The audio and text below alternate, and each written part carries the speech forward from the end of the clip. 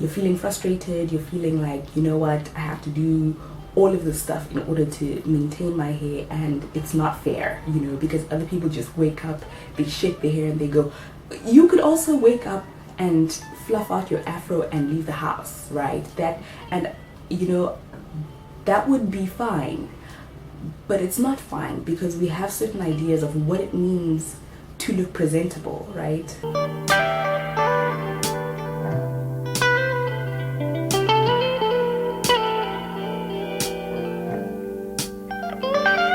Hi guys, welcome back to my channel. My name is Gloria and I am back with another video.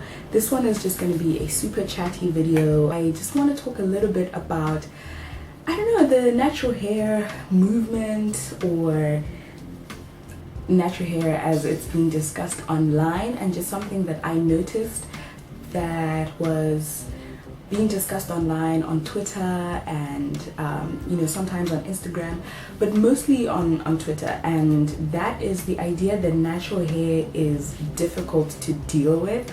So I was just scrolling on Twitter and I came across a lot of comments and like tweets saying that, oh, natural hair is all fun and games until you actually have to deal with it, until you actually have to do it, or until you have to spend the day washing it, or, you know, different variations of that theme.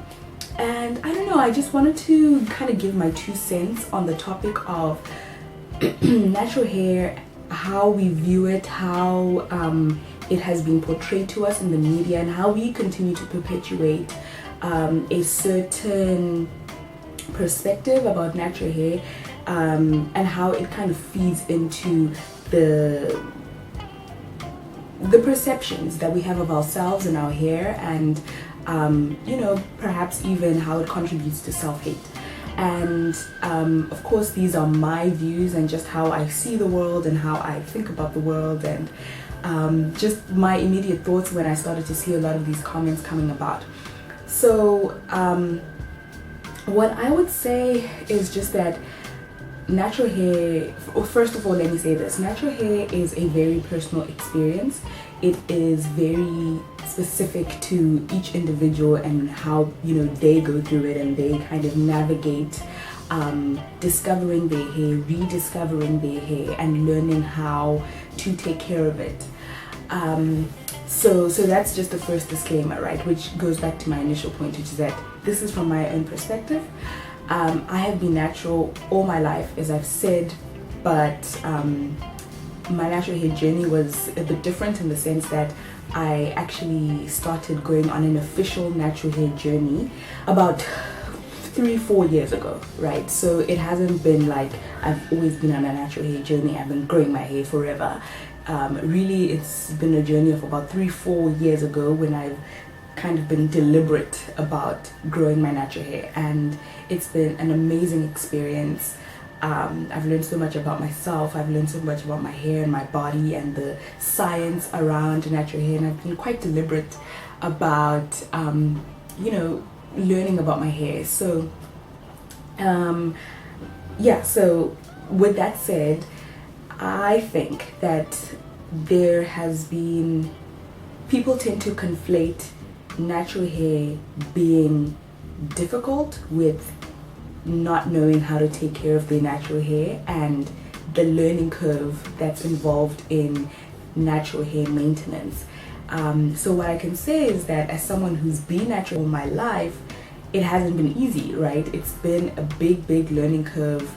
It's been really difficult trying to learn what works for my hair, what styles work for my hair, what routine works for my hair, what products work for my hair, you know, how to make sure that how to maintain length, how to reduce breakage, how to make sure that my hair is moisturized, and just knowing the science and the, you know, all of this stuff. It takes a really long time, and as I said, I've always been natural, and yet I only really knew about my hair and in the inner workings of it when I was effectively an adult. I was like 21, 22, and so you can imagine that it's going to take some time. If I'm still learning, then if you are someone who's just started your natural hair journey, then most definitely you are still learning, and it's going to be a very steep learning curve, and it can be a very frustrating experience. And I think oftentimes we conflate that frustration of learning how to deal with our hair with it being inherently difficult to deal with, which is not necessarily the case.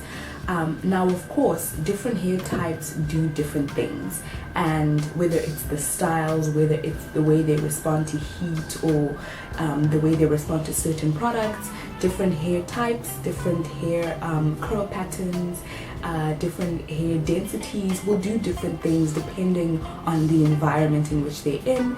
And it's important for us to again remember that. But I think we have to be conscious about the kind of language that we use that's partly been influenced by the media. The language that we use when we speak about natural hair. So when we talk about it, we talk about taming our natural hair because it's something that's wild, right? It's something that needs to be tamed. It's something that needs to be controlled. We talk about natural hair being tough, being coarse, being difficult, being hard, and they're different depending on the culture that you're from. I'm Shona, I'm from Zimbabwe, and natural hair that's really, really tough, 4C natural hair, is called mufushwa. And mufushwa is like it's like a dried vegetables that you cook it and you eat it, but like you put it out in the sun and it's really dry and it's crunchy. And that's the kind of connotations, the kind of imagery, the kind of symbolism that we associate with our hair. And I mean, we can discuss whether or not those are positive or negative, associations. I would argue that they're negative. But yeah, I just think that we have to be deliberate, and we have to kind of really think about how we think about our hair and how we talk about our hair and how we, in essence and by extension, talk about ourselves, right?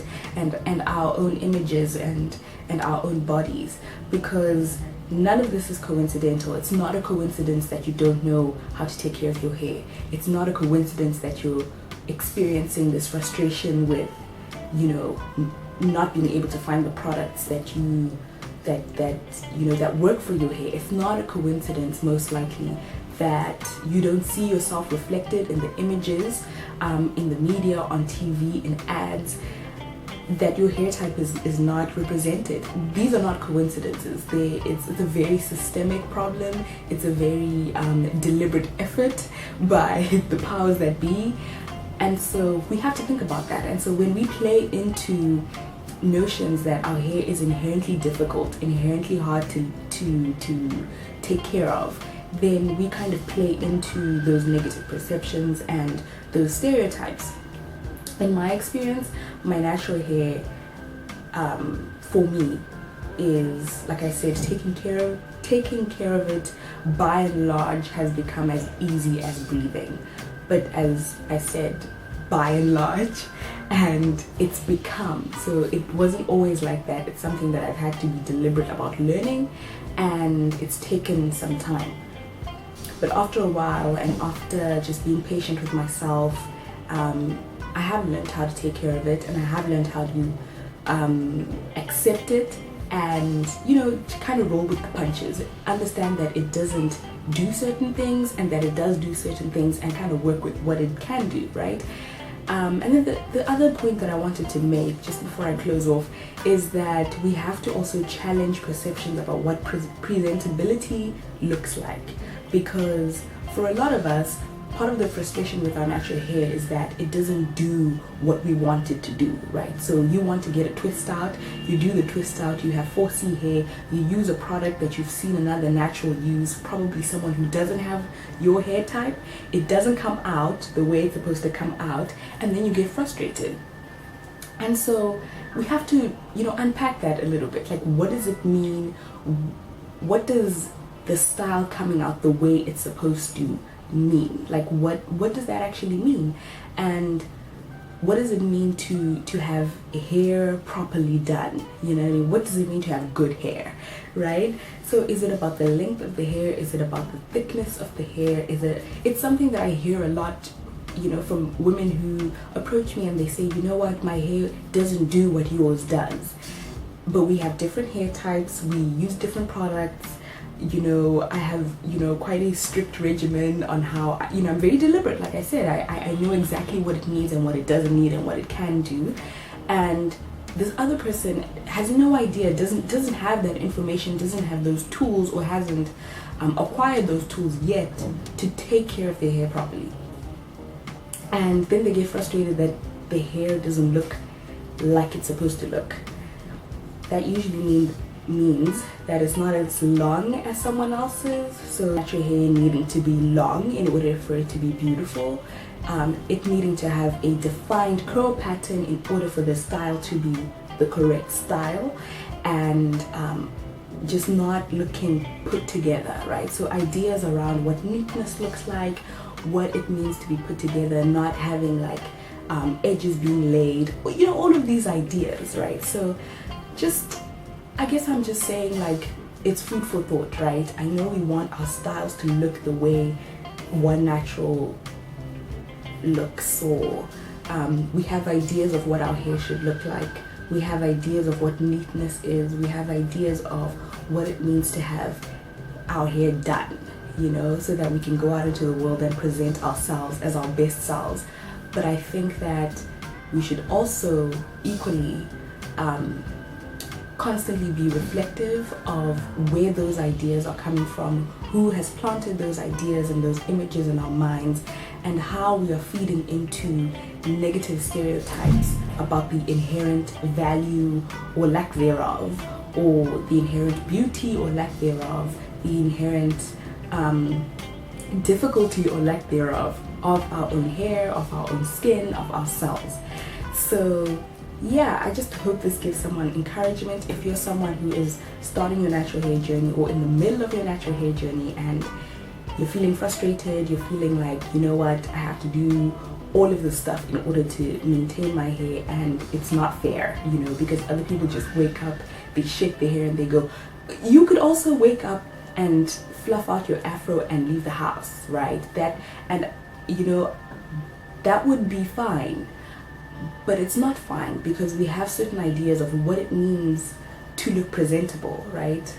That's the point that I'm making, that, you know, just kind of shift the way that you view your natural hair and what it's meant to do and what it should look like, and that might help, that might give it an alternative perspective as to whether or not your hair is doing what it's, you know, what it's supposed to do. Because oftentimes it's doing exactly what it's meant to do, what it's built to do, but we want it to do something else. We want to manipulate it, and when it doesn't fall in line, we get upset and we get frustrated, and then we say things like natural hair is difficult, when it's not. It's just different. Anyway, I'm gonna stop preaching. I just brought this here because, I don't know, it's just been sitting on my heart and sitting on my mind, and I thought I would come here and I would talk about it, and so I did. So tell me what you guys think. Tell me how you are dealing with those frustrations, because believe it or not, I deal with them too. Why I have twists in my hair right now is because I can't be bothered to faff about with my hair. That's why I put this protective style, because it's just easy to deal with. So, you know, that's one of the ways that I cope with, you know, frustrations on my hair, and, like, you know, try not to just pull it out. But I understand that those frustrations stem from something a lot deeper a lot of the time, other than just the inconvenience of having to deal with it. So tell me how you deal with the frustrations of your hair not growing as long as it does, or your styles not coming out the way that you want them to, etc. And yeah, thank you so much for watching. I will see you guys in the next one. Remember to comment, like, and subscribe. And yeah, bye.